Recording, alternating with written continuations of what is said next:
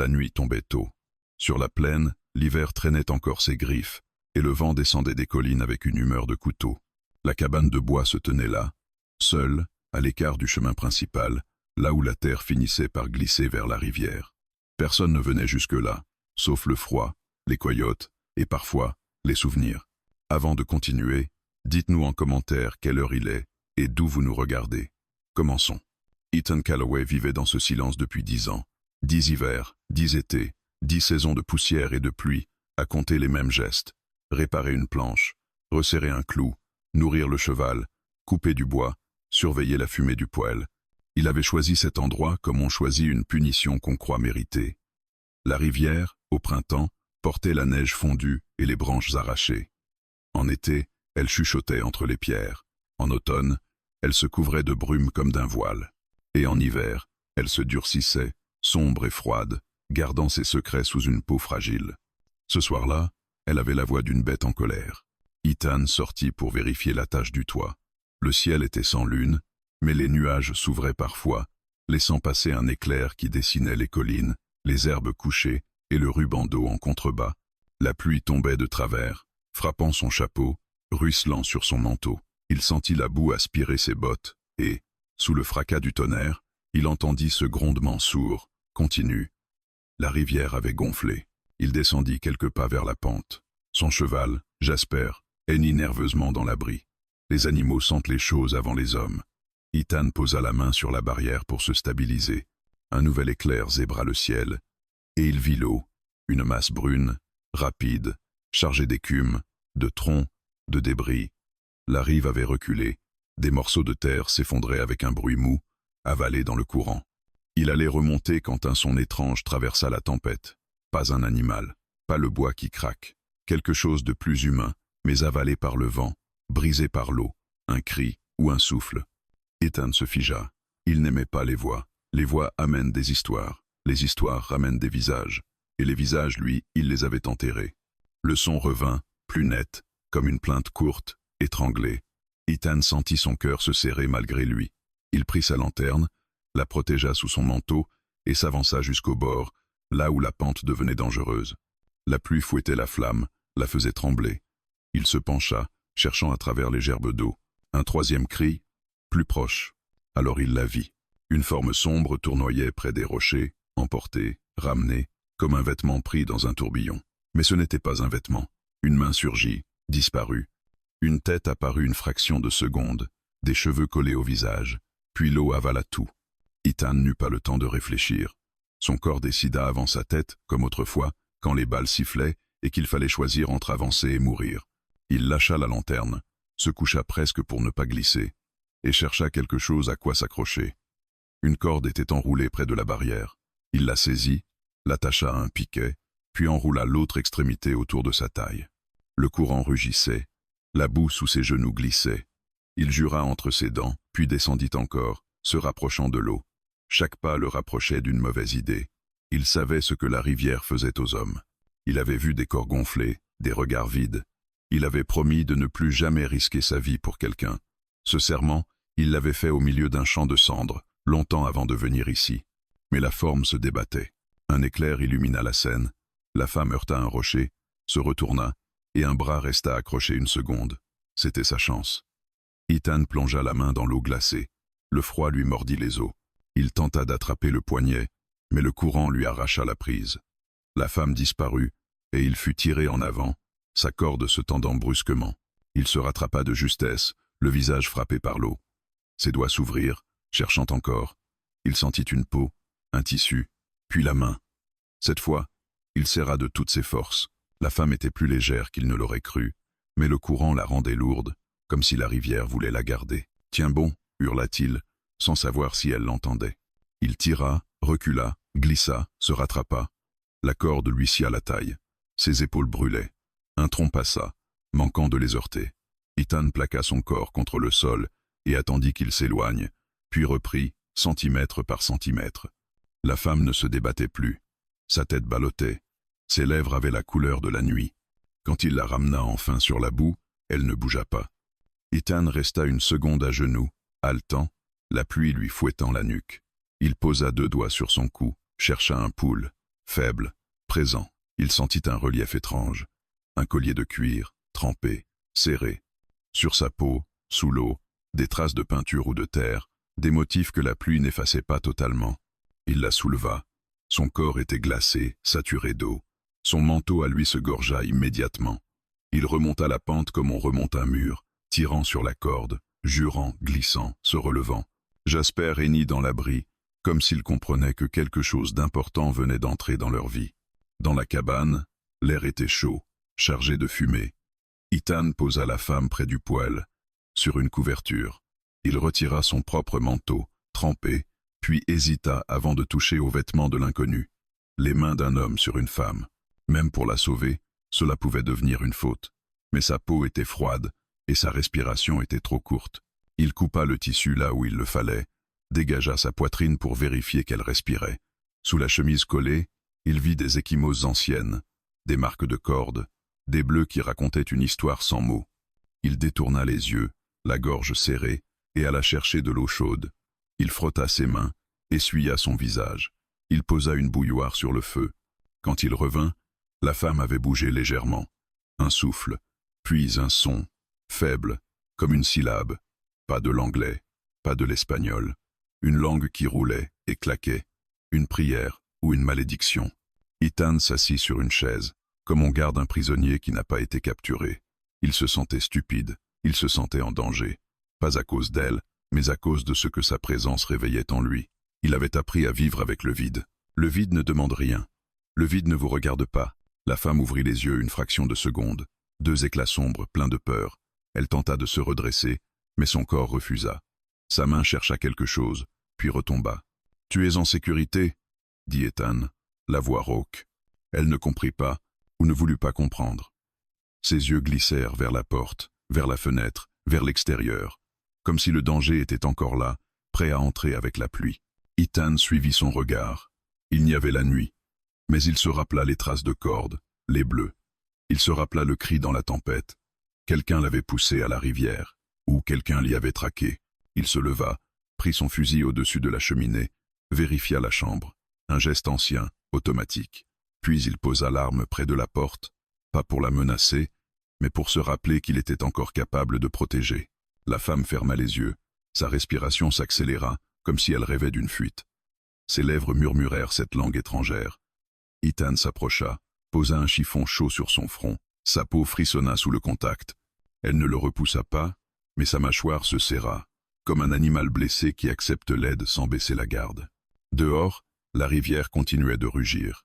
La pluie martelait le toit, et dans le coin de la cabane, la lanterne posée au sol projetait des ombres qui semblaient bouger toutes seules.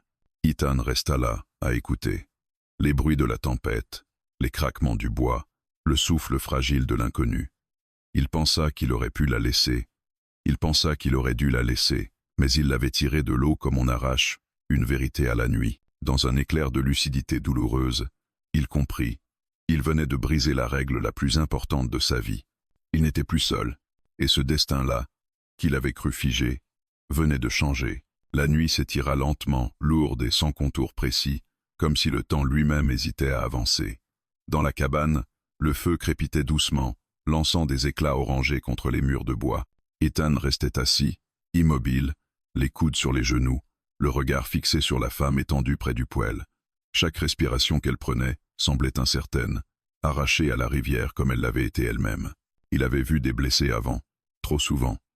Des hommes saignant dans la poussière, des cris étouffés sous le fracas des armes, des corps qui refroidissaient trop vite. Pourtant, cette femme-là n'avait rien de ses souvenirs. Elle ne portait ni uniforme ni haine visible. Elle portait seulement la fatigue d'une fuite interminable, inscrite dans chaque muscle crispé de son corps. Ethan se leva pour remettre du bois dans le feu. Le simple geste le rassura. Le monde était encore fait de choses simples. Nourrir la flamme, écouter le vent, attendre l'aube. Il posa la bouilloire sur le poêle, observa la vapeur s'élever lentement. La pluie frappait toujours le toit, mais plus doucement, comme si la tempête s'éloignait enfin. Il s'agenouilla près de la femme et toucha son poignet. Son pouls était faible, mais régulier. Il sentit un soulagement discret, presque coupable. Il n'avait pas voulu s'attacher à ce signe de vie, et pourtant il s'y accrocha comme à une promesse. Il glissa une couverture supplémentaire sur elle, hésitant à trop s'approcher. Chaque fois qu'il la regardait, il voyait autre chose que ce qui était devant lui. Il voyait les conséquences. La femme gémit faiblement, son visage se crispa, et ses lèvres murmurèrent à nouveau ces mots qu'il ne comprenait pas. Une langue ancienne, chargée de rythme et de silence. Ethan pencha la tête, essayant de saisir une émotion, sinon un sens. Il y avait de la peur, cela ne faisait aucun doute. Et de la colère aussi, profonde, contenue, comme une braise sous la cendre. Il nettoya doucement ses blessures visibles. Des éraflures sur les bras, une entaille sur l'épaule, rien de mortel, mais assez pour affaiblir un corps déjà épuisé. Lorsqu'il effleura une marque plus sombre sur son flanc, la femme sursauta et tenta de se redresser. Ses yeux s'ouvrirent brusquement, noirs et brillants, emplis de panique. Elle leva la main, cherchant à se défendre, mais la force lui manqua. Ethan recula aussitôt, les paumes ouvertes. « Je ne te ferai pas de mal », dit-il lentement, comme si les mots pouvaient franchir la barrière de la langue par leur simple intention. Elle le fixa, méfiante, respirant vite. Son regard glissa vers la porte, puis vers la fenêtre, comme si elle calculait déjà une issue possible. Quand elle comprit qu'elle ne pouvait pas bouger, ses traits se durcirent. Elle prononça une phrase sèche, presque accusatrice, dans sa langue. Ethan secoua la tête. « Je ne comprends pas », répondit-il calmement. Un silence pesant s'installa. La femme finit par fermer les yeux, vaincue par la fatigue. Son corps se détendit légèrement, mais sa main resta crispée dans la couverture, prête à lutter si nécessaire. Ethan se rassit, plus loin cette fois, lui laissant de l'espace. Il n'était pas un sauveur, il le savait. Il était simplement un homme qui avait agi trop vite. Les heures passèrent lentement. Le feu baissa, puis fut ravivé. La pluie cessa presque complètement, remplacée par un silence humide et profond. À travers la petite fenêtre, une lueur pâle annonçait l'approche de l'aube. Ethan se rendit compte qu'il n'avait pas dormi. Il n'en avait pas ressenti le besoin. Sa vigilance était tendue, comme si quelque chose pouvait surgir à tout moment. La femme se réveilla de nouveau lorsque la lumière changea. Cette fois, elle resta consciente plus longtemps. Elle observa la cabane avec attention, chaque détail semblant confirmer ou infirmer ses craintes. Le sol de bois, le fusil près de la porte, la table usée, les herbes suspendues pour sécher, puis ses yeux revinrent sur Ethan. Ils se regardèrent sans parler. Deux étrangers liés par un instant qui ne pouvait être défait. Ethan lui tendit une tasse d'eau. Elle hésita, puis la prit d'une main tremblante. Elle but lentement, sans jamais le quitter des yeux. Lorsqu'elle eut fini, elle posa la tasse et parla enfin d'une voix rauque, plus faible que ce qu'il avait imaginé. Elle prononça un mot, puis posa la main sur sa poitrine. « Ayana », dit-elle. Ethan hocha la tête, comprenant le geste. « Ethan », répondit-il en imitant son mouvement. Un fragile accord venait de naître, fait de gestes simples et de regards prudents. Ayana tenta de se redresser à nouveau, mais la douleur la força à s'arrêter. Elle serra les dents, refusant de gémir cette fois. Ethan s'approcha instinctivement pour l'aider, puis s'arrêta, cherchant son assentiment. Après une seconde d'hésitation, elle inclina légèrement la tête. Il glissa un bras derrière son dos pour la soutenir. Elle était légère, trop légère, comme si la faim et la fuite avaient peu à peu effacé sa présence dans le monde. Lorsqu'elle fut assise, elle respira profondément, le regard durci par la détermination. Ayana parla encore, plus longuement. Ethan ne comprenait pas les mots, mais il comprenait le ton. Elle racontait quelque chose, une fuite, une peur constante, une menace qui ne disparaissait jamais vraiment. Par moments, sa voix se brisait, et elle s'arrêtait, comme si certains souvenirs étaient trop lourds à porter jusqu'au bout. Ethan écouta sans l'interrompre. Il savait ce que cela faisait de parler sans être compris, et pourtant d'avoir besoin de le faire. Lorsqu'elle eut terminé, elle baissa les yeux, épuisée. « Tu peux rester ici », dit-il doucement. « Le temps qu'il faudra. » Elle releva la tête, surprise. Elle ne comprit peu, être pas les mots, mais elle comprit l'intention. Son regard se posa sur lui, longuement, comme si elle cherchait une faille, un mensonge. Puis, lentement, elle hocha la tête. À cet instant précis, Ethan sentit le poids de sa décision s'abattre sur lui. La femme n'était pas seulement blessée, elle était poursuivie par quelque chose qu'il ne voyait pas encore. En l'accueillant, il avait ouvert sa porte à ce danger. Dehors, la rivière retrouvait peu à peu son cours normal, laissant derrière elle la boue et les débris. Mais à l'intérieur de la cabane, rien ne pouvait redevenir comme avant. Ethan regarda Ayana s'allonger de nouveau, ses yeux se fermant lentement. Il comprit alors que la rivière ne l'avait pas seulement amené jusqu'à lui. Elle avait emporté avec elle le dernier rempart de sa solitude. Le matin s'installa sans bruit, comme s'il avait peur de déranger ce qui venait de naître dans la cabane. Une lumière pâle filtrait à travers la petite fenêtre, dessinant des lignes tremblantes sur le sol. La pluie avait cessé, mais l'air restait chargé d'humidité, imprégné de l'odeur de terre mouillée et de bois brûlé. Ethan se tenait debout près de la table, une tasse de café refroidissant entre ses mains. Il n'avait pas quitté la pièce. Il n'avait pas fermé l'œil. Eyanna dormait encore. Son visage, désormais débarrassé de la crispation de la douleur immédiate, paraissait plus jeune, presque fragile. Ses traits portaient pourtant les marques d'une vie dure, une cicatrice fine près de la tempe, une tension constante dans la mâchoire, même au repos. Ethan l'observait sans vraiment la regarder, comme s'il craignait qu'un regard trop insistant ne brise l'équilibre précaire qui régnait. Il posa la tasse et se dirigea vers la porte pour l'ouvrir légèrement. L'air froid entra aussitôt, vif, tranchant. La rivière était toujours là, plus calme, mais encore gonflée, charriant les vestiges de la nuit. Ethan la fixa un moment. C'était là que tout avait commencé, et c'était peu, être là que tout finirait aussi. Lorsqu'il se retourna, il sentit le changement avant même de le voir. Eyanna était réveillée. Elle ne bougeait pas, mais ses yeux étaient ouverts, fixés sur le plafond. Cette fois, il n'y avait pas de panique immédiate dans son regard. Seulement une vigilance tendue, aiguë, comme celle d'un animal qui reprend conscience dans un lieu inconnu. Ses yeux glissèrent lentement vers Ethan, analysant chaque détail de sa posture, de ses mains, de la distance entre eux. Le silence s'étira. Eyanna fut la première à bouger. Très lentement, elle appuya ses coudes contre la couverture et tenta de se redresser.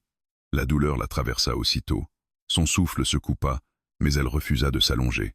Elle serra les dents, le regard dur, presque défiant. Ethan fit un pas en avant, puis s'arrêta net. « Attends » dit-il doucement. Elle ne comprit pas le mot, mais le ton. « Si. » Elle leva une main, paume ouverte, un geste clair. « Ne t'approche pas. » Il obéit. Elle resta assise, haletante, puis posa les pieds au sol. Le contact du bois froid la fit frissonner. Elle regarda autour d'elle avec plus d'attention que la veille. La disposition de la pièce, la porte, la fenêtre, le fusil. Elle s'attarda sur l'arme plus longtemps, puis sur Ethan. Son regard s'assombrit.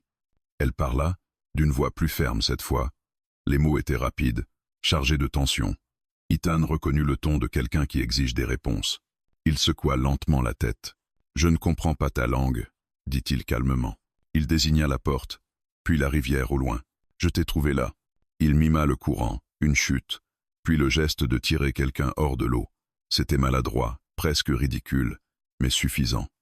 Eyanna suivit ses gestes sans l'interrompre. Quand il eut terminé, elle resta silencieuse, le regard baissé, puis elle posa une main sur son cou, là où le collier de cuir reposait encore, humide. Elle le serra légèrement, comme pour s'ancrer à quelque chose de réel. Ses lèvres tremblèrent, à peine. Elle se leva. Ce fut un mouvement brusque, imprudent. La douleur la plia en deux. Ethan réagit instinctivement et la rattrapa avant qu'elle ne tombe. Pendant une seconde, leurs corps se touchèrent vraiment. Il sentit la tension dans ses muscles, sa respiration rapide, l'odeur de la rivière encore présente sur sa peau. Elle se raidit aussitôt et tenta de se dégager. Ethan la lâcha immédiatement, levant les mains. Elle le fixa, les yeux brillants de colère et de peur mêlée.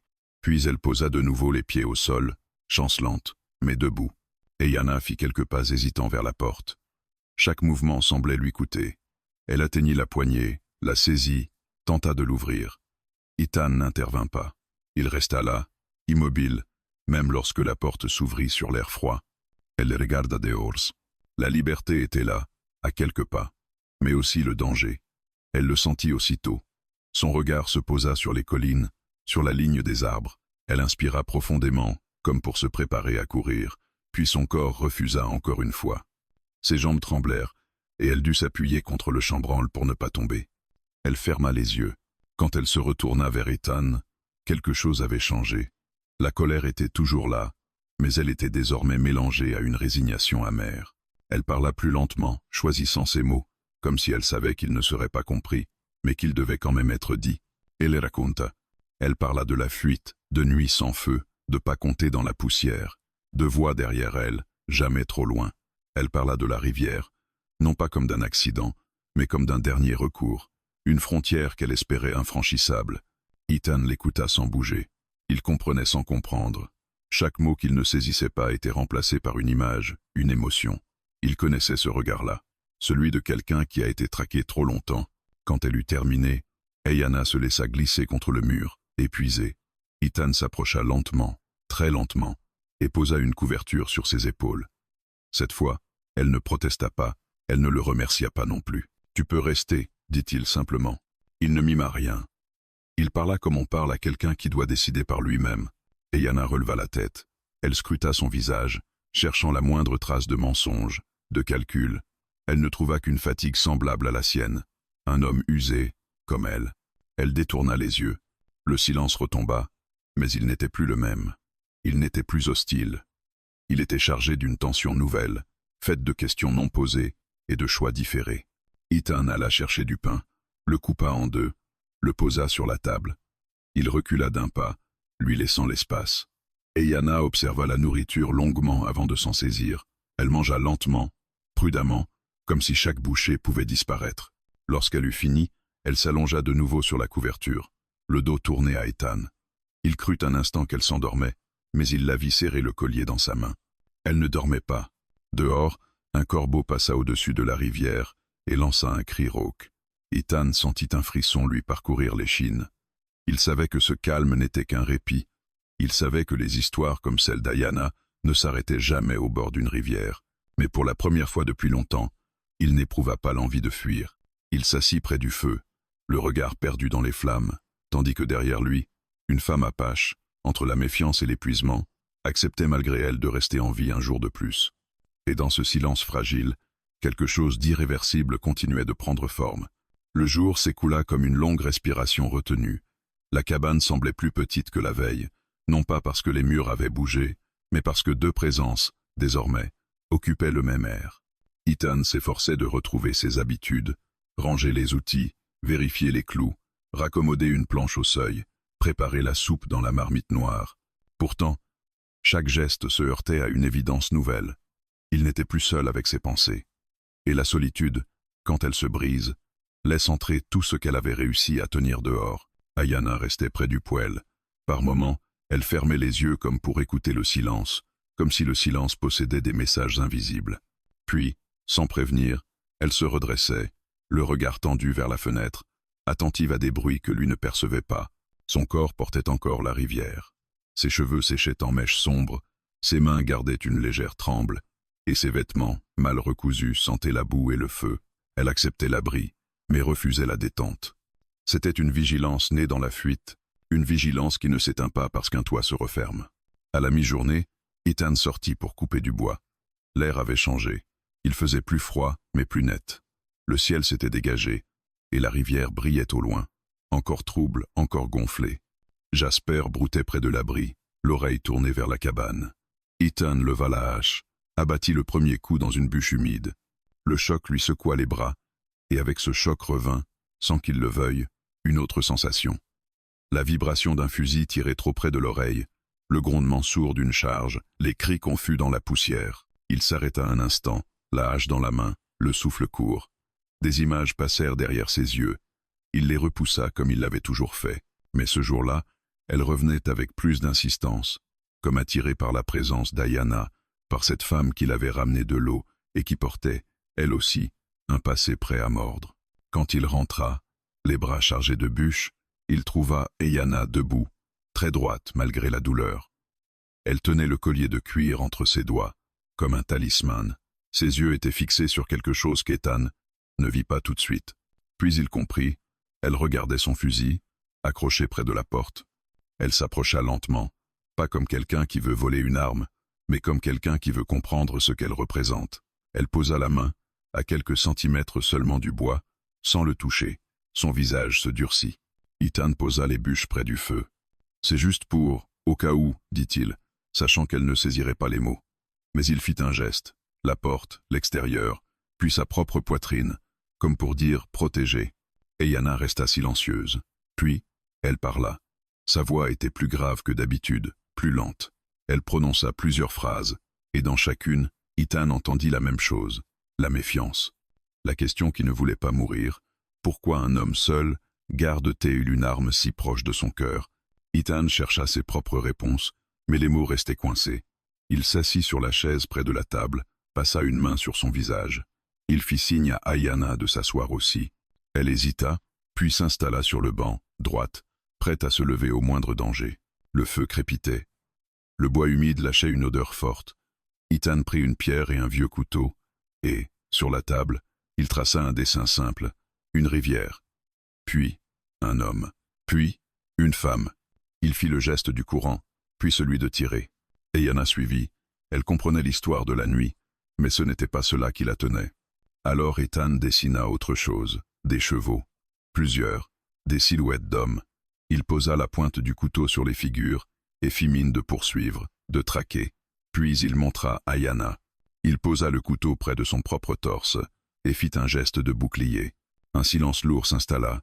Ayanna fixa le dessin. Son regard devint sombre et sa mâchoire se contracta. Puis elle posa la main sur son propre bras, là où les bleus étaient encore visibles. Elle tira légèrement la manche, dévoilant une marque plus ancienne, une cicatrice fine, droite, comme faite par une lame. Elle parla, et cette fois, Ethan ne chercha pas à comprendre chaque mot. Il comprit la scène derrière les mots. Il comprit la présence d'hommes, la contrainte, la violence, la main qui serre trop fort.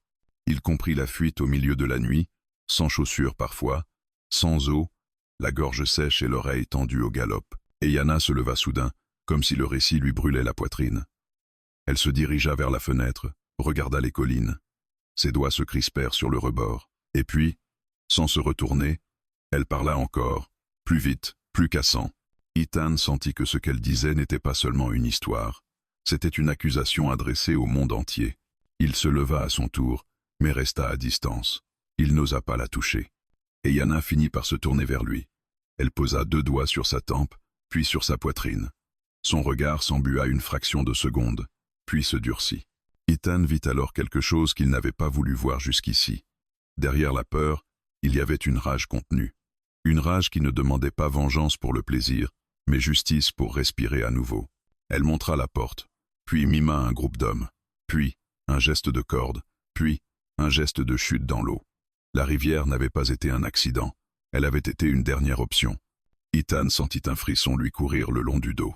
Dans sa tête, une autre scène se superposa. Un village en bordure de plaine, des toits bas, des enfants qui courent, une fumée noire qui monte trop vite. Il avait juré de ne plus penser à ça. Pourtant c'était là. Sans réfléchir, Ethan recula d'un pas, comme si son propre passé venait de s'avancer vers lui. Ayanna le remarqua. Ses yeux se plissèrent. Elle avait vu ce mouvement, elle avait vu ce recul, et elle comprit, sans mots. Lui aussi portait un fardeau. Ethan inspira lentement. Il prit la tasse sur la table, la retourna, la posa devant lui comme un point d'ancrage.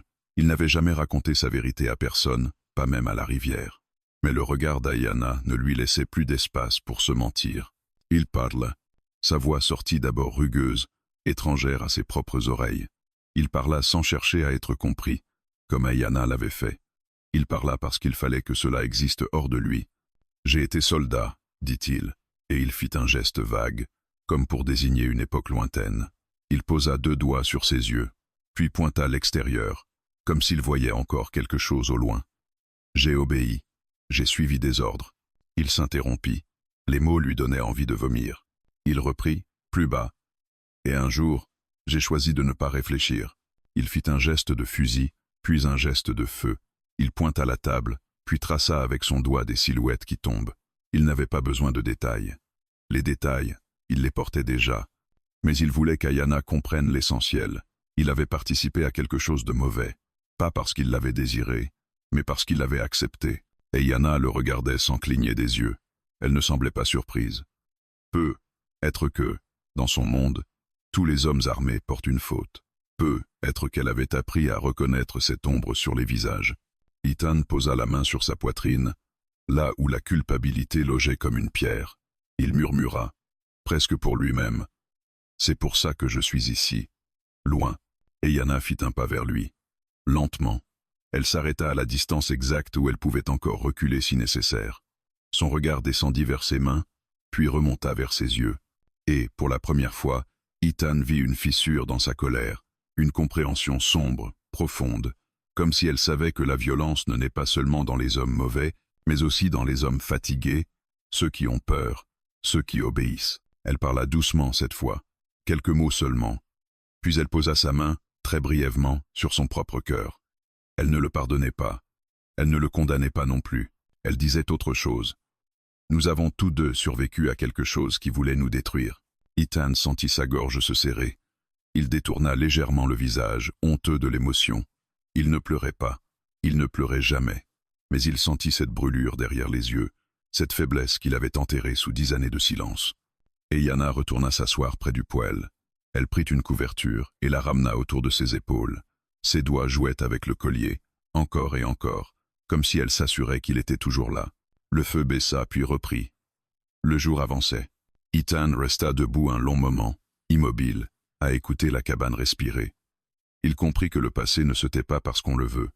Il attend, il se cache, et puis, un soir de tempête, il revient, porté par une rivière en crue et une femme aux yeux noirs. Dehors, un corbeau se posa sur un piquet. Il pencha la tête vers la cabane, comme un messager de mauvais augure. Ethan eut un pressentiment lourd. Ceux qui avaient traqué Ayana ne s'étaient pas noyés avec la tempête. Ils chercheraient, ils reviendraient. Et quand ils reviendraient, Ethan ne pourrait plus se contenter de survivre. Car en sauvant Ayana, il venait de réveiller le passé. Et le passé, lui, ne demande qu'une chose, être payé. La nuit tomba plus vite que prévu, comme si le ciel voulait refermer un couvercle sur la cabane. La lumière du jour avait à peine eu le temps de sécher la boue sur le seuil, qu'une fraîcheur humide revenait déjà, s'insinuant par les interstices du bois. Ethan cloua une dernière planche, puis resta immobile, le marteau suspendu, à écouter. Il n'entendait rien de précis. Juste un changement, un silence différent, un silence qui n'était pas vide, mais plein. Derrière lui, Ayana était assise près du poêle. Elle ne dormait plus vraiment depuis la rivière. Elle reposait parfois les paupières, mais son corps restait tendu, prêt à se lever, prêt à fuir. Elle suivait chaque bruit extérieur comme on suit une ombre au bord du regard. Et ce soir-là, elle ne quittait pas la fenêtre. Ethan posa le marteau, s'essuya les mains sur son pantalon et s'approcha d'elle sans la surprendre. Il s'arrêta à quelques pas, dans cette distance qu'ils avaient apprise à respecter. Ayana leva lentement la main et pointa la ligne sombre des arbres, au-delà de la rive. Son index tremblait à peine, mais son regard, lui, était dur. Ethan plissa les yeux. La forêt semblait immobile. Pourtant, Jasper, dehors, venait de souffler fort, un bruit de narines inquiet. Le cheval ne voyait peu, être rien, mais il sentait. Ethan, lui aussi, se mit à sentir. L'air portait une odeur étrangère, légère, presque imperceptible. La fumée de feu de camp, pas la sienne. Une fumée qui n'avait rien à faire là. Il sortit sans bruit, tirant la porte derrière lui. La nuit n'était pas noire, mais grise. Un ciel sans étoiles, un voile de nuages, la lune dissimulée. Il fit le tour de l'abri, posa une main apaisante sur l'encolure de Jasper. Le cheval tremblait légèrement. Ses oreilles étaient tournées vers l'ouest. Ethan suivit la direction, à pas lents, en évitant les branches mortes. Il n'avait pas pris son fusil. Il voulut croire qu'il exagérait, que le vent jouait avec ses nerfs. Pourtant, au bout de quelques mètres, il vit une trace fraîche dans la boue, un sabot, pas celui de Jasper, un autre, plus petit, plus nerveux, et, un peu plus loin, une marque de botte, profonde, lourde, imprimée comme une menace. Son estomac se serra. Il revint vers la cabane en accélérant, mais sans courir. Courir, c'était annoncer qu'on avait peur. Et Ethan refusait de donner ce plaisir à ceux qui se cachaient dehors. Lorsqu'il entra, Ayana était debout. Elle avait compris. Son regard le questionnait, sans mots. Ethan hocha la tête. Il prit le fusil près de la porte et vérifia la chambre, lentement, sans geste brusque. Ayana ne recula pas. Au contraire, elle fixa l'arme avec cette tension froide qu'il avait déjà vue, puis elle posa la main sur son collier, comme si elle y puisait une force. Ethan alla à la table, prit la pierre et le couteau, et dessina rapidement un cheval, une botte, des arbres, la cabane. Il ajouta une silhouette d'homme, puis une seconde, une troisième. Il les encercla d'un trait dur. Ensuite, il pointa Ayana, puis la rivière, puis la forêt. La même histoire se répétait, mais plus proche. Ayana serra la mâchoire. Elle répondit par un geste, sa main en forme de cerf, puis un mouvement comme une corde qu'on noue. Elle montra sa gorge, son bras, puis le sol, comme une chute. Son visage se déforma un instant, non de peur, mais d'un souvenir violent. Elle finit par pointer la fenêtre, puis elle mimait des yeux qui regardent, des hommes qui cherchent. Elle ne disait pas seulement « ils viennent ». Elle disait « ils ne s'arrêtent jamais ». Ethan inspira lentement. Le feu craquait. Le bois de la cabane gémissait sous le vent. À l'extérieur, la rivière faisait un bruit continu, comme un avertissement. Il pensa à la vie qu'il avait bâtie ici, pauvre, rude, mais stable. Une stabilité faite de solitude. Et il comprit qu'elle était déjà brisée. Qu'il le veuille ou non, le monde venait de retrouver son adresse. Il ne pouvait pas simplement attendre. Il prit une lanterne, l'alluma, puis ouvrit la porte. Et Yana fit un pas comme pour le suivre. Ethan leva la main, paume ouverte, un geste calme, reste. Et Yana hésita, puis se figea. Sa fierté se heurtait à la prudence. Elle voulait agir, mais son corps n'était pas encore prêt. Ethan sortit. Le froid lui mordit immédiatement les joues. Il marcha jusqu'au bord de la pente, là où la terre se cassait vers la rivière. Il pointa la lanterne vers le sol. Une autre trace, puis une autre. Elle ne menait pas directement à la cabane. Elle tournait autour, comme un loup tourne autour d'un enclos. Quelqu'un évalua le terrain. Et là, près d'un buisson, il trouva un morceau de tissu accroché à une branche. Une fibre grossière, sombre, et une couleur plus claire, presque rougeâtre, comme une teinture ancienne. Ethan ne savait pas ce que cela signifiait, mais il sentit que ce n'était pas un hasard. Il prit le tissu entre ses doigts, l'écrasa, chercha l'odeur, la fumée, oui, et autre chose. La sueur, le cuir, le cheval. Il entendit alors un bruit, un craquement sec, à droite. Ethan se figea, la lanterne tendue. Le bruit ne se répéta pas. Peut être une branche sous un animal. Peut être un homme qui vient de s'arrêter au bon moment. La nuit avalait tout, même la certitude. Ethan sentit une goutte froide glisser le long de sa nuque. Il recula lentement, sans tourner le dos à l'obscurité. Puis un sifflement court fendit l'air. Une flèche se planta dans le tronc d'un arbre à quelques pas de lui, vibrante encore. Ethan sursauta, mais ne cria pas. Il recula plus vite, ramena la lanterne contre son corps. Le silence retomba, épais, presque moqueur. La flèche était un message, pas une attaque. Un avertissement. Nous sommes là, et nous savons où tu es. Il retourna à la cabane, la main crispée sur la lanterne. Lorsqu'il entra, Yana bondit presque, ses yeux cherchant une blessure. Ethan secoua la tête. Il posa la lanterne sur la table, attrapa la flèche et la posa à côté, comme une preuve. Et Yana la fixa, puis son visage pâlit. Elle dit quelque chose d'un souffle. Un mot unique, répété 2 fois, avec une haine froide. Ethan ne le comprit pas, mais il devina. Un nom, ou un groupe, ou un homme précis. Elle s'approcha de la flèche, toucha du bout des doigts la plume. Ses doigts tremblèrent, puis elle leva les yeux vers Ethan. Et dans ce regard, il n'y avait plus seulement la méfiance. Il y avait de l'urgence. Et une demande silencieuse. Ne me rends pas. Ethan sentit sa poitrine se serrer. Il aurait pu dire « Pars, cache-toi ailleurs, je ne te dois rien ». C'était ce que son instinct de survivant lui soufflait. Mais quand il regarda Yana, il se rappela la rivière, le poids de son corps inerte, le souffle fragile retrouvé près du poêle. Il se rappela aussi sa propre confession, ses mains tachées d'un passé qu'il ne pouvait effacer. S'il la chassait maintenant, il redevenait l'homme qui obéit, l'homme qui détourne les yeux. Il prit une décision dans le silence. Ethan fit signe à Yana de s'asseoir.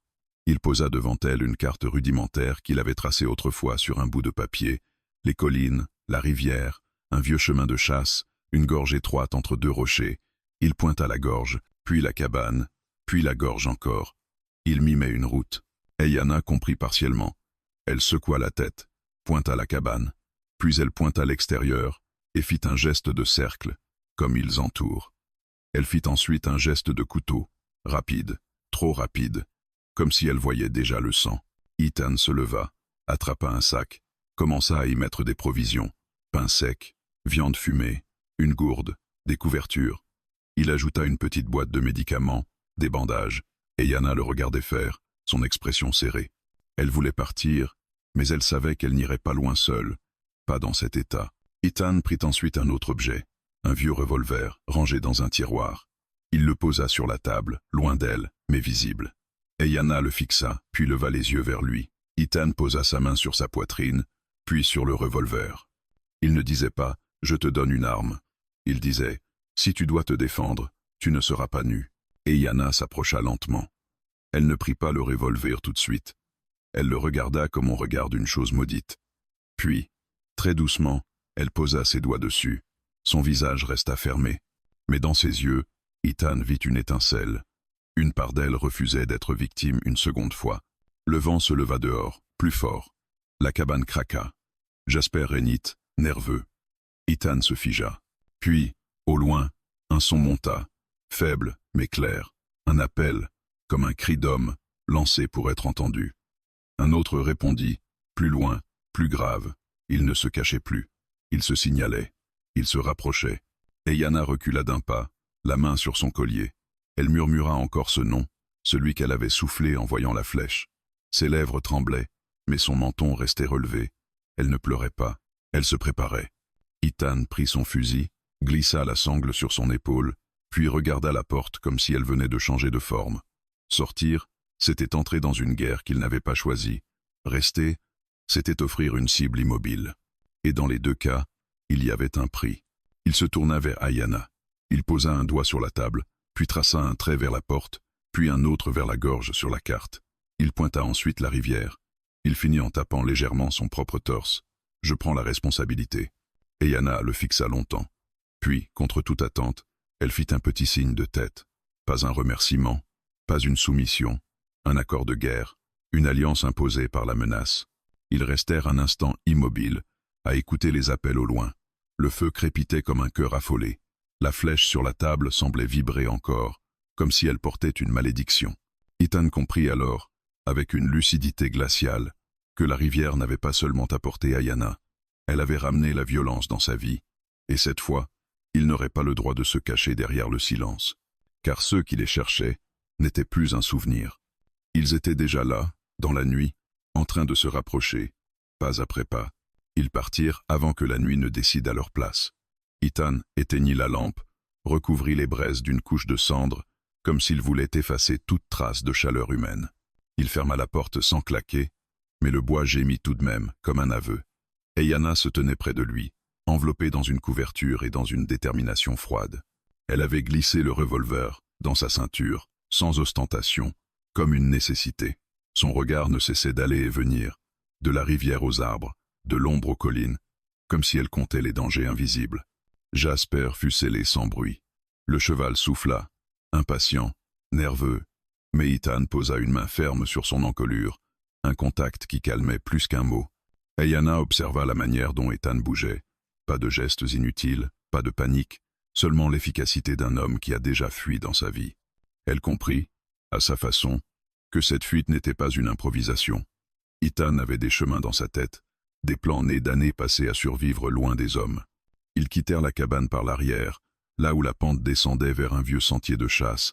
Le vent portait encore des voix, au loin des appels dispersés, des sons lancés pour se répondre, des hommes qui se rapprochaient en cercle. Ethan guida Jasper à pied, les rênes serrées, tandis qu'Eyanna marchait à côté, les jambes encore faibles mais le port fier. Elle refusait de se laisser traîner. Sa douleur était là, mais elle la traitait comme un ennemi secondaire. L'ennemi principal, elle le sentait derrière eux, dans le noir. Le sentier s'enfonçait entre des rochers, puis descendait vers une zone où la rivière dessinait une boucle. Ethan s'arrêta à plusieurs reprises, scrutant la boue, l'herbe couchée, l'écorce marquée. Parfois, il se penchait, touchait une trace, et son visage se durcissait d'un cran. Eyanna n'avait pas besoin de comprendre les détails. Elle lisait la tension dans ses épaules. Elle savait qu'il n'était pas seul dans ce paysage. Même quand on ne voit personne, on peut sentir un regard posé sur la nuque. Après 1 heure de marche, ils atteignirent la gorge qu'Ethan avait indiquée sur la carte. Un passage étroit entre 2 parois sombres, où le vent siffle comme une plainte. Là, la lune, enfin, apparut entre les nuages, donnant au monde un éclat d'os. Ethan leva une main, arrêtant Eyanna. Il tendit l'oreille. Un bruit de sabots, très lointain, puis plus rien. Il fit signe de se baisser.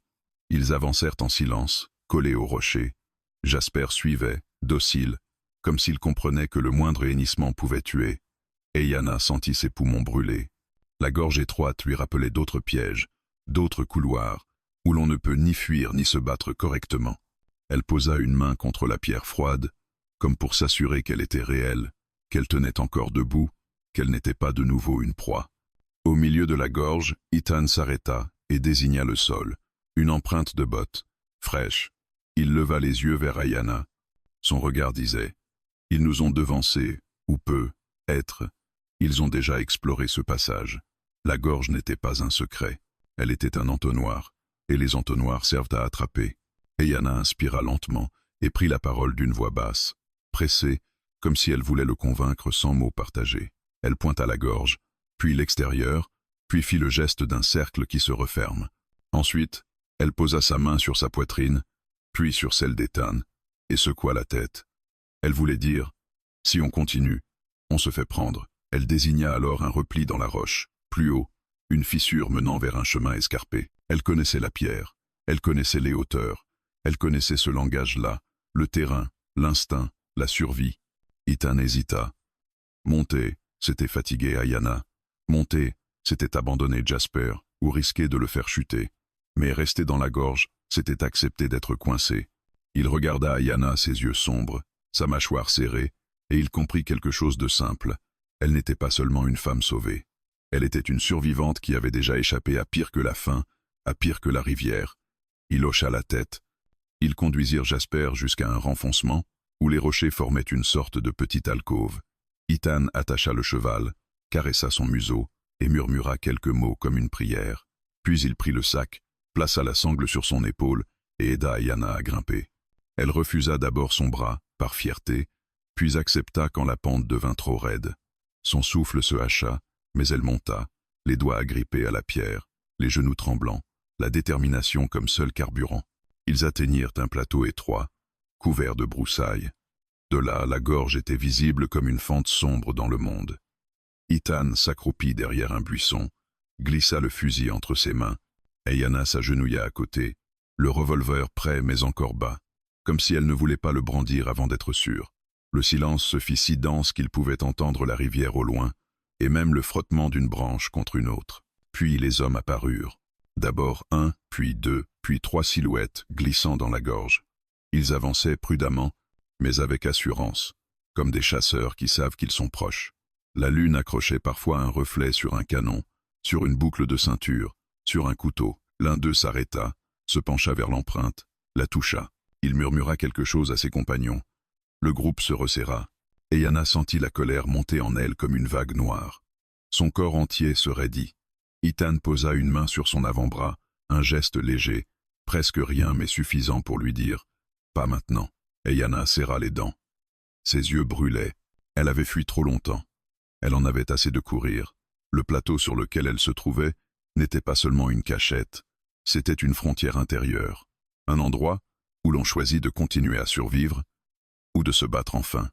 Les hommes progressèrent encore. L'un d'eux, plus grand, tourna la tête comme s'il sentait quelque chose. Il leva le menton, scrutant la pente. Son regard passa près du buisson derrière lequel il se cachait. Ayana eut l'impression que son cœur allait trahir sa présence en cognant trop fort. Ethan, lui, ne bougea pas. Son calme était celui d'un homme qui a déjà affronté le moment où tout se joue en une seconde.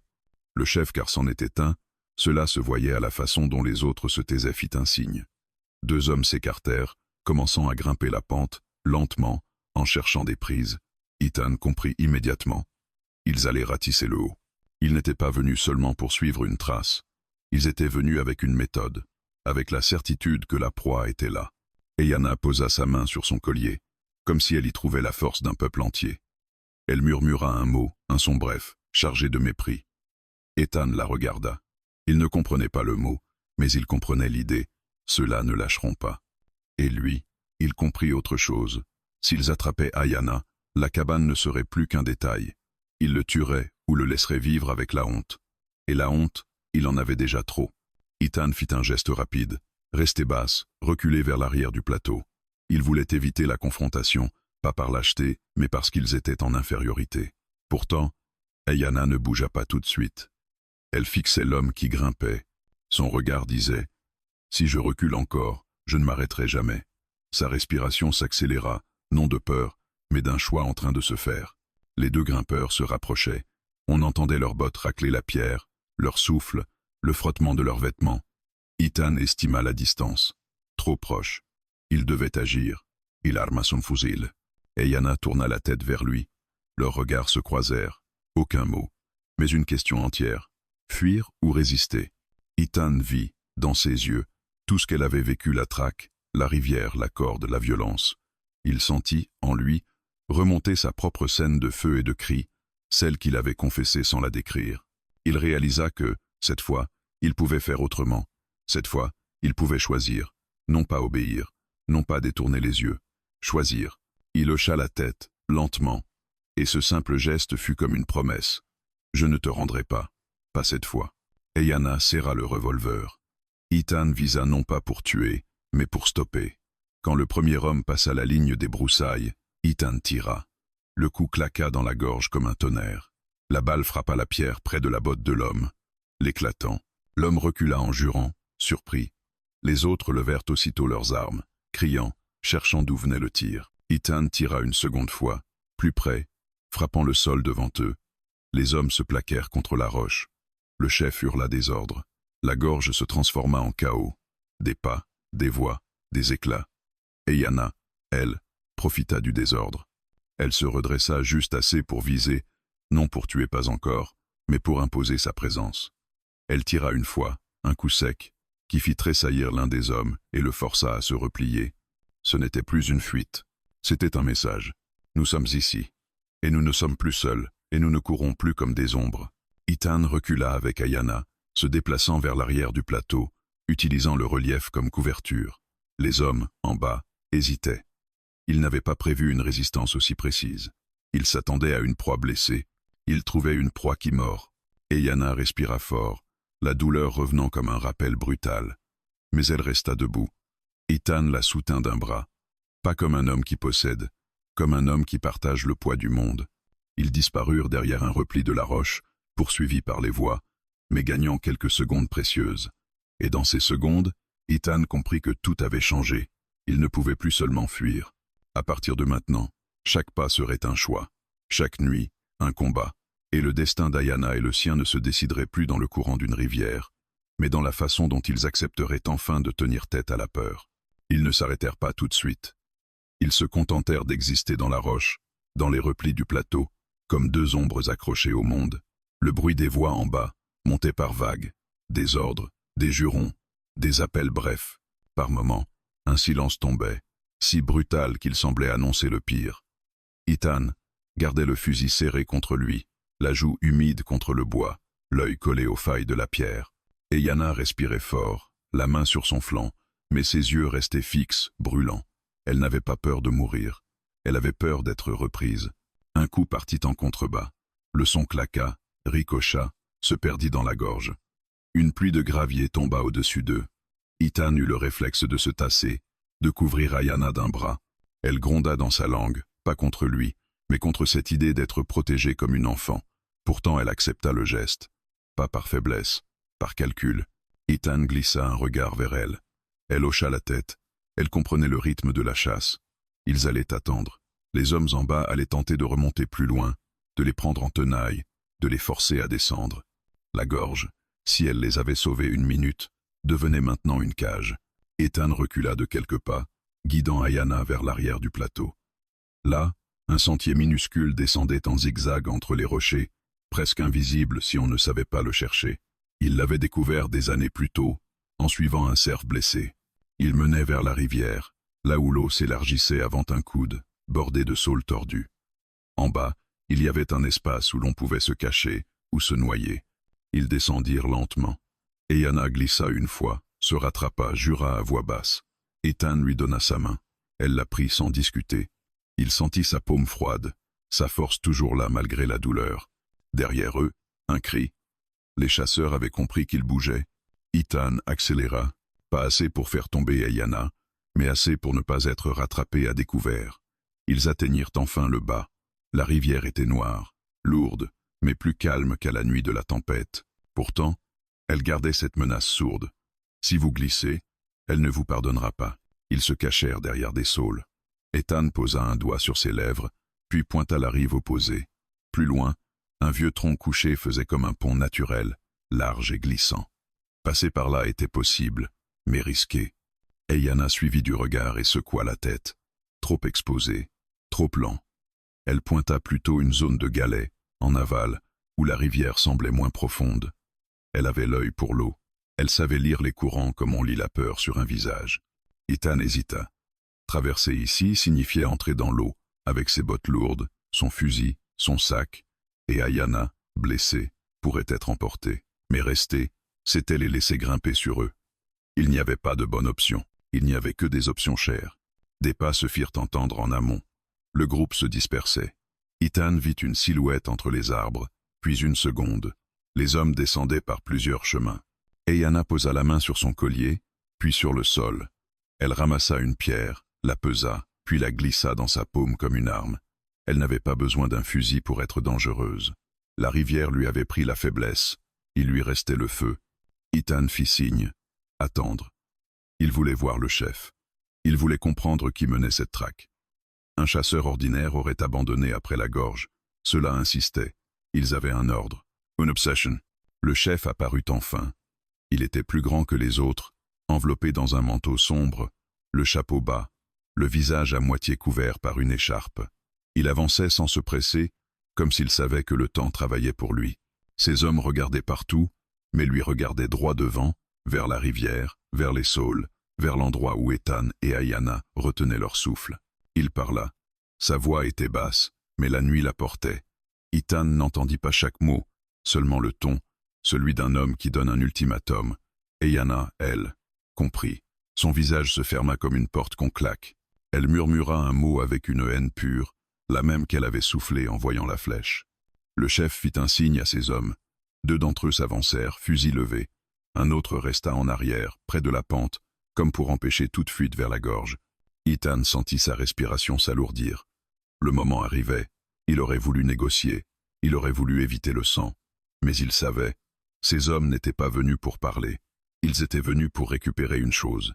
Une femme apache, pour eux, n'était pas une personne. C'était une dette, un message, une possession.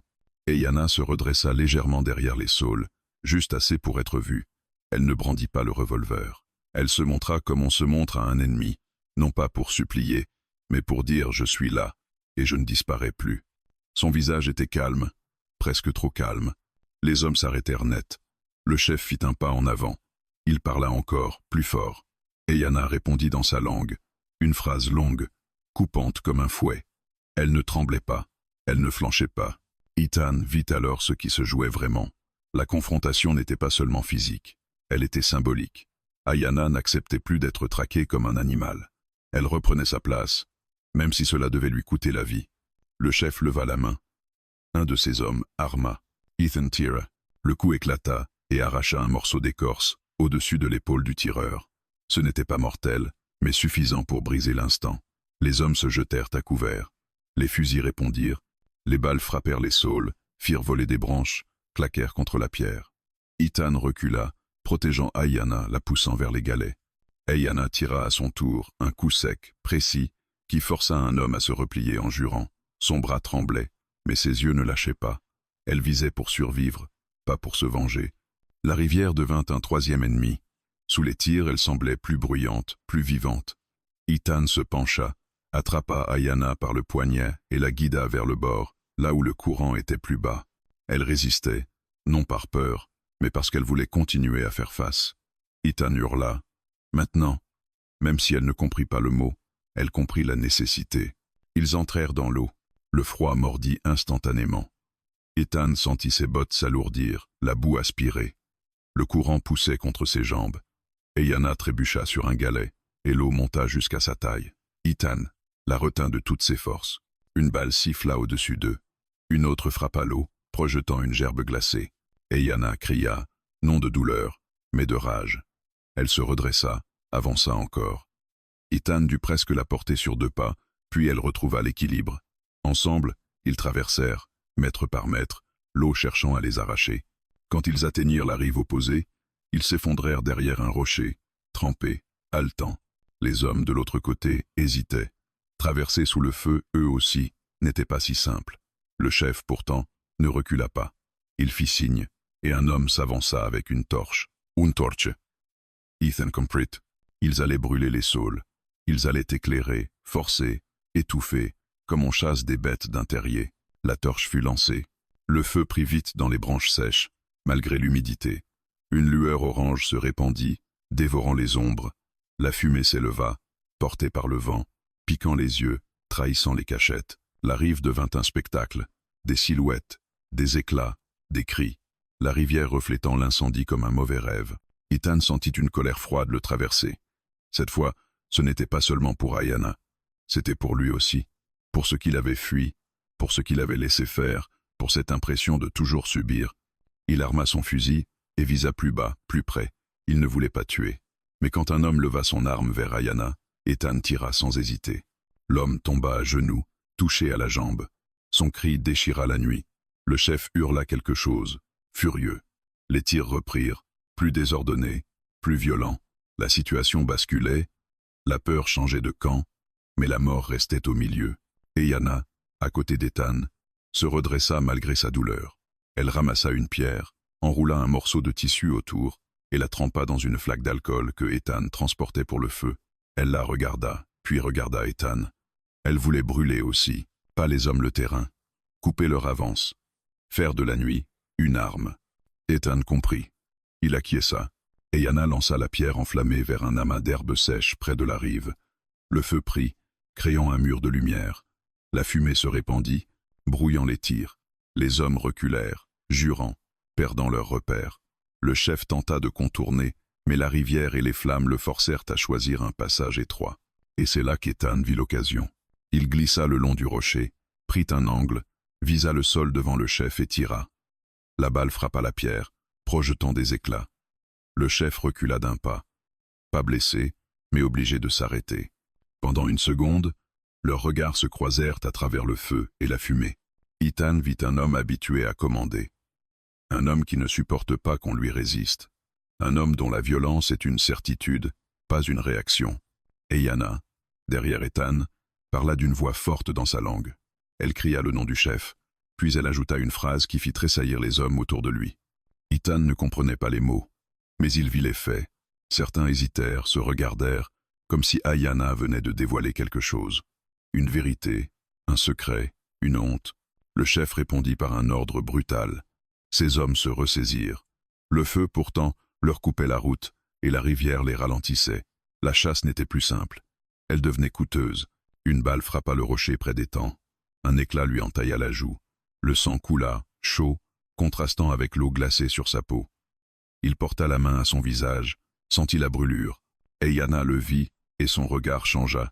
Elle n'était plus seulement protégée, elle était liée. Son destin venait de s'accrocher au sien par le sang. Ethan souffla, un rire bref et amer lui échappant. Tout ça pour une cabane et un homme qui voulait disparaître. Il n'avait pas choisi la guerre, mais la guerre l'avait retrouvé. Les flammes grandissaient, les saules craquaient, la fumée avalait les cris. Les hommes reculaient par à-coups, essayant de ne pas perdre complètement le contrôle. Le chef, lui, resta une seconde de trop près du feu, comme s'il refusait l'idée de battre en retraite. Puis il fit un geste sec. Repli. Pas une défaite. Une promesse. Les silhouettes s'éloignèrent dans la nuit, emportant leurs blessés, laissant derrière elles l'odeur de poudre, de bois brûlé, et cette impression terrible que tout n'était qu'un début. Le feu, lui, continuait de dévorer les bords de la rivière comme une mémoire vivante. Ethan resta immobile, le fusil baissé, la respiration lourde. Ayana s'approcha, posa ses doigts sur la plaie de sa joue, doucement, comme pour vérifier qu'il était encore là. Ethan la regarda, et dans ce regard, il n'y avait plus de distance prudente. Il y avait quelque chose de plus grave, la conscience que leur lien venait de se sceller dans l'épreuve. La rivière coulait entre eux et le danger, mais elle ne garantissait rien. Elle n'était plus un refuge, elle était un témoin. Et ce soir-là, sous les flammes et la fumée, Ethan comprit qu'il avait franchi un point de non-retour. Il avait tiré, il avait saigné, il avait tenu tête. Et Ayana, elle, n'était plus seulement une femme sauvée de l'eau. Elle était devenue la raison pour laquelle il se battait. Le feu finit par s'éteindre de lui-même, comme une bête rassasiée. Les flammes devinrent braises, puis cendres, laissant derrière elles une odeur âcre de bois brûlé et de poudre froide. La nuit reprit ses droits, lourde, silencieuse, presque indifférente à ce qui venait de se jouer. Ethan et Ayana restèrent longtemps immobiles, cachés derrière le rocher, à écouter. Aucun pas, aucun appel, seulement la rivière éternelle qui continuait de couler comme si le sang et la peur n'avaient jamais existé. Ethan se redressa lentement. Chaque muscle de son corps protestait, la coupure sur sa joue brûlait, pulsant au rythme de son cœur. Il passa la main dessus, regarda le sang sur ses doigts, puis essuya sans un mot sur sa manche. Il avait connu des blessures pires, mais celle-ci n'était pas seulement physique. Elle marquait autre chose, la preuve qu'il n'était plus spectateur de sa propre vie. Eyanna s'assit sur un galet, le dos voûté, enfin rattrapé par l'épuisement. Ses mains tremblaient maintenant que le danger immédiat s'était éloigné. Elle fixa la rive opposée, là où les hommes avaient disparu, comme si elle s'attendait à les voir revenir d'un instant à l'autre. Puis elle ferma les yeux, brièvement, et inspira profondément. Son souffle était court, mais stable. Elle était encore là. Ethan s'approcha d'elle sans précipitation. Il s'accroupit à distance respectueuse, posa son sac à terre et en sortit une gourde. Il la lui tendit. Eyanna hésita, puis but quelques gorgées, lentement, avec prudence. L'eau coula sur son menton, se mêlant à la rivière qu'elle avait traversée 2 fois en quelques jours, une fois pour mourir, une fois pour survivre. Ils restèrent là, côte à côte, sans se regarder. Il n'y avait rien à dire. Les mots auraient été trop petits pour ce qu'ils venaient de traverser. La peur, la rage, la décision de ne pas reculer, tout cela flottait encore entre eux, comme la fumée qui s'élevait paresseusement des saules calcinés. Eyanna fut la première à rompre le silence. Elle parla doucement, d'une voix rauque, presque cassée. Elle ne racontait plus, elle constatait. Ethan ne comprenait toujours pas les mots, mais il comprenait le ton, celui de quelqu'un qui mesure le prix payé, et celui qui reste à payer. Elle désigna la rive, puis le ciel, puis elle-même. Elle posa la main sur sa poitrine. Elle ne disait pas merci. Elle disait « Je suis encore en vie, mais rien n'est fini ». Ethan hocha la tête. Il se leva avec précaution, jeta un regard autour de lui. Le terrain était méconnaissable. Branches brûlées, galets noircis, traces de pas effacées par l'eau. La nature commençait déjà son travail de dissimulation. Il pensa à sa cabane, là, haut, isolée, vulnérable. Il pensa à Jasper, attaché dans l'alcôve. Il pensa aussi à une vérité qu'il ne pouvait plus ignorer. Retourner là, bas, serait une invitation. Il fit un signe à Eyanna, lui montrant la direction opposée à la cabane, vers un sentier qu'il connaissait à peine, plus sauvage, plus lent. Eyanna le suivit du regard, puis secoua la tête. Elle pointa le sol, puis la rivière, puis le feu éteint. Elle voulait dire « Ils reviendront ici ». Et elle avait raison. Ethan soupira. Il s'assit de nouveau, cherchant ses mots, sachant qu'il ne serait pas compris, mais ayant besoin de les dire. « Je ne peux pas te ramener là-bas », murmura-t-il, plus pour lui que pour elle. Ce n'est plus un refuge. Eyanna le regarda. Longtemps. Puis, à sa surprise, elle posa doucement sa main sur son avant-bras, un contact bref mais clair. Elle ne lui demandait pas de la sauver encore. Elle lui demandait de ne pas décider seule. Elle se leva péniblement, fit quelques pas, puis s'arrêta, la main crispée sur son flanc. La douleur revenait, insistante. Ethan se leva aussitôt et la soutint sans réfléchir. Cette fois, elle ne protesta pas. Elle s'appuya contre lui, laissant échapper un souffle fatigué, pas une faiblesse, un constat. Son corps avait tenu trop longtemps sous l'adrénaline. Ils trouvèrent un repli sous un surplomb rocheux, assez sec pour s'abriter du vent. Ethan étendit une couverture, aida Eyanna à s'allonger.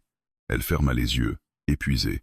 Ses traits se détendirent malgré la douleur. Pour la première fois depuis la rivière, elle semblait dormir vraiment. Ethan s'assit à l'entrée du repli, le fusil posé contre son genou. Il regarda la nuit. Elle était redevenue calme, presque trompeuse. Il pensa aux hommes, à leur chef, à ce regard qu'il avait croisé à travers les flammes. Un regard qui promettait autre chose qu'un abandon. Ils n'avaient pas gagné. Ils avaient seulement survécu à un premier affrontement. Il pensa aussi à lui-même, à ce qu'il avait fait, à ce qu'il avait accepté. Il se rendit compte qu'il ne regrettait pas d'avoir tiré. Cette pensée l'effraya presque autant qu'elle le soulagea. Pendant des années, il avait fui toute décision qui impliquait le sang. Cette nuit, il avait choisi. Non par goût de la violence, mais par refus de la soumission. Derrière lui, Eyanna bougea légèrement. Elle murmura quelque chose dans son sommeil, un mot unique, répété comme un battement de cœur. Ethan ne comprit pas le sens, mais il en comprit le poids. Ce n'était ni un cri ni une prière, c'était un nom, un souvenir, une racine. Il réalisa alors que, même si les hommes ne revenaient jamais, même si la cabane disparaissait, quelque chose avait déjà changé de manière irréversible. Eyanna ne pourrait pas simplement repartir comme avant, et lui ne pourrait pas redevenir l'homme invisible qu'il avait été. La tempête était passée, oui, mais elle avait laissé derrière elle un paysage nouveau, brûlé par endroits, ouvert ailleurs. Un paysage où chaque choix serait désormais conscient.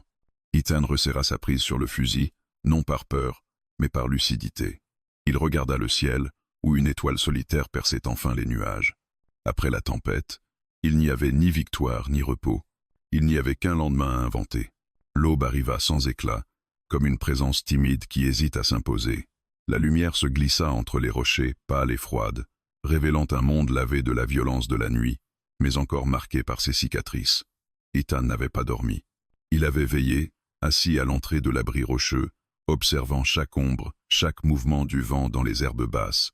Le fusil reposait contre sa cuisse, non comme une menace, mais comme une extension de sa vigilance.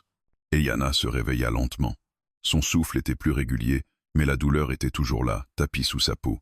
Elle se redressa avec précaution, grimaça, puis posa les pieds sur le sol. La nuit avait laissé des traces dans son regard, une fatigue profonde, mais aussi une clarté nouvelle. Elle regarda Ethan, puis la vallée, puis la rivière au loin. Elle ne voyait plus seulement un lieu de fuite. Elle voyait un carrefour. Ethan lui tendit un morceau de pain. Elle le prit, mangea en silence. Le simple fait de partager ce geste, si banal, leur parut presque étrange après ce qu'ils avaient traversé. Les mots restaient inutiles. Pourtant, quelque chose devait être dit, décidé, posé à plat comme une carte sur la table. Eyanna rompit le silence. Elle parla longuement, d'une voix calme mais ferme, sans colère cette fois. Elle ne racontait pas le passé.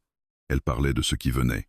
Elle montra la rivière, la direction des collines, puis elle posa la main sur son collier et sur son cœur. Elle mimait des chemins, des choix, des arrêts. Elle ne demandait pas une protection éternelle. Elle parlait de reprendre sa route, autrement. Ethan l'écoutait attentivement. Il ne comprenait pas les mots, mais il comprenait l'essentiel. Eyanna refusait d'être définie par la traque. Elle voulait décider où poser ses pas, même si le danger restait. Elle voulait vivre, pas seulement survivre sous l'ombre d'un autre. Ethan se leva, fit quelques pas, chercha lui aussi ses propres réponses dans le paysage. Il connaissait ces terres, mais il les voyait différemment maintenant. Chaque colline, chaque sentier portait une question, rester caché ou s'exposer, fuir encore ou tenir quelque part. Pendant des années, il avait choisi la disparition, la rivière, la cabane, l'isolement. C'était sa façon de payer sa dette au monde. Mais cette dette, il comprenait enfin qu'elle ne s'éteindrait jamais par la fuite. Il se tourna vers Eyanna et parla, même s'il savait qu'elle ne saisirait pas chaque mot. « Je ne peux pas te promettre la sécurité, dit-il doucement, mais je peux te promettre de ne plus me cacher. » Il désigna l'horizon, puis posa sa main sur sa poitrine. Il mimait un engagement, pas envers elle seulement, mais envers lui-même. Eyanna le regarda longtemps. Elle cherchait la faille, le doute, l'hésitation. Elle trouva autre chose, une détermination calme, plus solide que les promesses bruyantes. Elle se leva à son tour, fit quelques pas vers la lumière. Elle inspira profondément, comme si elle goûtait l'air pour la première fois sans courir. Puis elle se tourna vers Ethan et posa 2 doigts sur son propre collier. Elle le retira lentement et le tint entre eux. Ce geste le surprit. Ce collier, elle l'avait serré comme une ancre depuis la rivière. Elle le regarda une dernière fois, puis le remit autour de son cou, mais différemment, plus lâche, comme s'il n'était plus une chaîne mais un souvenir choisi. Elle parla encore, plus brièvement. Elle désigna Ethan, puis elle-même, puis fit un geste de marche côte à côte, pas une dépendance, une alliance. Ethan sentit quelque chose se détendre en lui. Il ne serait pas son sauveur. Il serait un compagnon de route, aussi longtemps que leur chemin irait dans la même direction. Et quand ils se sépareraient, ce serait par choix, non par peur. Ils décidèrent de partir avant que le jour n'avance trop. Les hommes pouvaient revenir, ou d'autres pouvaient arriver. Le monde n'était pas soudainement devenu juste, il était seulement redevenu ouvert. Ethan aida Eyanna à marcher. Elle boitait encore, mais chaque pas gagnait en assurance. Elle refusait qu'il la porte. Elle acceptait seulement son bras quand la douleur devenait trop vive. Ils descendirent vers un ancien chemin de trappeurs, presque effacé par le temps. Là, les traces seraient difficiles à suivre. Là, ils pourraient disparaître sans se dissoudre. En chemin, Ethan pensa à Jasper, laissé derrière. Il serra les dents. Une part de lui voulait rebrousser chemin. Une autre savait que c'était impossible. Tout ne pouvait pas être sauvé. Choisir un destin, c'était aussi accepter des pertes. Eyanna s'arrêta près d'un arbre mort, posa la main sur l'écorce. Elle murmura quelques mots, presque tendres. Ethan comprit qu'elle saluait ce lieu, comme on salue un témoin silencieux. Elle n'oubliait pas. Elle avançait avec ses morts, pas contre eux. Ils marchèrent longtemps. Le soleil monta, chassant la fraîcheur. La vallée s'ouvrit devant eux, large, indifférente. Ethan sentit la fatigue s'accumuler, mais aussi une énergie nouvelle. Il ne se sentait plus traqué par son passé de la même manière. Le passé marchait derrière lui, certes, mais il n'était plus au volant. À un moment, Eyanna s'arrêta et se tourna vers lui. Elle posa la main sur sa poitrine, là où son cœur battait fort, puis pointa l'horizon. Elle parlait de choix, encore. Elle parlait de ce qu'elle deviendrait, et de ce qu'il deviendrait aussi, s'il continuait à marcher sans se mentir. Ethan hocha la tête. Il comprenait. Il ne savait pas encore où cette route le mènerait. Mais pour la première fois depuis des années, il ne la craignait pas. Choisir son destin ne signifiait pas contrôler l'avenir. Cela signifiait refuser de laisser la peur décider à sa place. Et ce jour-là, sur ce chemin presque oublié, Ethan et Eyanna firent ce choix ensemble, conscients que chaque pas à venir emporterait le poids et la liberté. Ils marchèrent jusqu'à ce que le jour s'incline vers l'après-midi. Le sentier s'élargissait parfois, puis disparaissait sous des herbes hautes, comme s'il refusait d'être nommé. La terre ici n'appartenait à personne. Elle accueillait ceux qui passaient, puis les laissait partir sans promesse. Ethan avançait avec une attention nouvelle, non plus comme un homme qui fuit, mais comme un homme qui observe. Chaque pierre, chaque odeur, chaque souffle du vent devenait une information, non un avertissement. Eyanna marchait à son rythme. La douleur revenait par vagues, mais elle l'acceptait sans colère. Elle ne se battait plus contre son corps. Elle l'écoutait. À plusieurs reprises, elle s'arrêta pour regarder le paysage, non par fatigue, mais comme pour inscrire ses images en elle. Les collines, la ligne d'arbres, la lumière sur l'eau au loin. Elle savait que certaines choses ne se regardent qu'une fois, même si on les traverse 1000 fois en mémoire. Ils atteignirent un point haut, d'où l'on voyait la rivière s'étirer comme une cicatrice brillante. Elle n'était plus la même que la nuit de la tempête, plus calme, plus large. Elle semblait presque paisible. Ethan s'arrêta net. Il regarda l'eau longtemps, comme on regarde un ancien adversaire devenu silencieux. Eyanna le rejoignit. Elle suivit son regard, puis posa doucement sa main sur son avant-bras. Ce n'était pas un geste pour retenir. C'était un geste pour reconnaître. La rivière avait failli la tuer. Elle avait aussi marqué le moment où tout avait basculé. Elle était à la fois menace et origine. Eyanna parla, lentement, avec des mots qu'Ethan ne comprenait toujours pas. Pourtant, cette fois, il saisit le sens avec une clarté presque douloureuse. Elle parlait du temps, du fait qu'on ne peut pas revenir en arrière, que l'eau qui a coulé ne remonte jamais, que les pas faits ne s'effacent pas, même quand la pluie tombe. Ethan acquiesça. Il connaissait cette vérité. Il l'avait combattue pendant des années, croyant que l'isolement était une manière de rembobiner le monde. Il comprenait maintenant que ce n'était qu'une pause, jamais un retour. Ils descendirent vers la rivière prudemment. Le courant murmurait, discret. Eyanna s'accroupit et trempa ses doigts dans l'eau. Elle frissonna légèrement, puis sourit, un sourire rare, presque invisible. Elle laissait la rivière la toucher sans peur. Ethan observa ce geste avec un respect silencieux. Ce n'était pas un défi, c'était une réconciliation. Ils s'assirent sur la berge, côte à côte, laissant leurs pensées se déposer comme la boue après une crue. Le monde, autour d'eux, continuait. Un oiseau passa. Le vent fit bouger les herbes, rien ne s'arrêta pour eux. Et c'était bien ainsi. Eyanna sortit le collier de cuir de sous sa chemise. Elle le regarda longtemps, le fit glisser entre ses doigts, puis elle le posa sur la pierre, entre eux.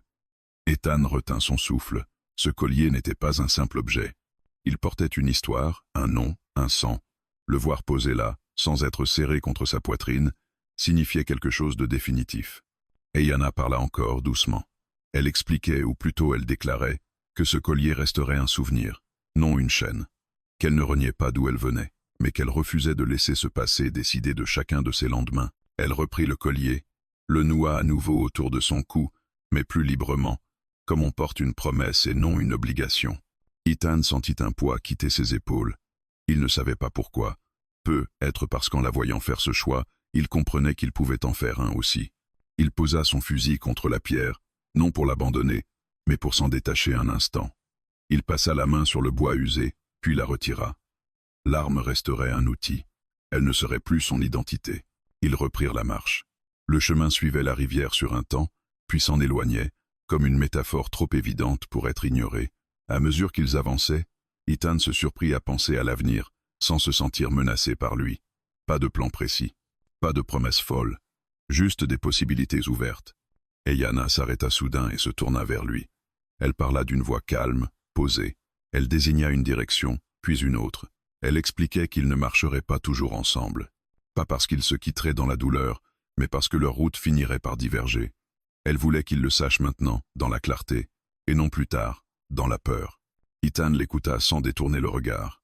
Il hocha la tête. Il comprenait. Il ne voulait pas la posséder. Il ne voulait pas être indispensable. Ce qu'il partageait n'avait de valeur que parce qu'il était libre. Il répondit avec ses propres mots, même s'il n'était pas compris mot pour mot. Il lui dit qu'il marcherait à ses côtés tant que leurs pas iraient dans la même direction, qu'il ne la retiendrait pas, qu'il ne s'effacerait pas non plus. Il posa la main sur sa poitrine, puis sur le sol devant eux. Ici, maintenant, je choisis d'avancer. Ils se sourirent, un vrai sourire, bref, mais entier. Le soleil descendait quand ils atteignirent un ancien gué. La rivière y était large, lente, presque accueillante. Et Yana s'arrêta. Ethan comprit sans qu'elle n'ait besoin de parler. Ce lieu marquait une frontière. De l'autre côté, le monde changeait. Les traces seraient différentes.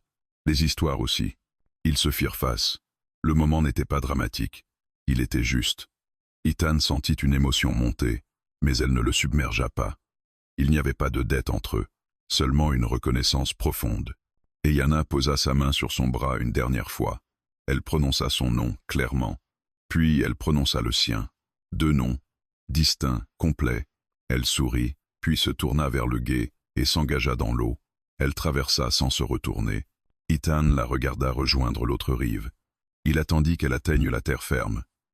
Quand elle leva la tête, et qu'il vit qu'elle tenait debout, droite, libre, il sut que c'était suffisant. Il ne la suivit pas. Pas parce qu'il ne le voulait pas, parce qu'il respectait le choix qu'il venait de faire. Il se tourna alors vers l'amont, vers un chemin qu'il n'avait jamais emprunté. Il inspira profondément. La rivière murmurait derrière lui. Elle ne coulait jamais en arrière. Et pour la première fois depuis longtemps, Ethan sourit à l'avenir, non parce qu'il promettait quelque chose de beau, mais parce qu'il lui appartenait enfin.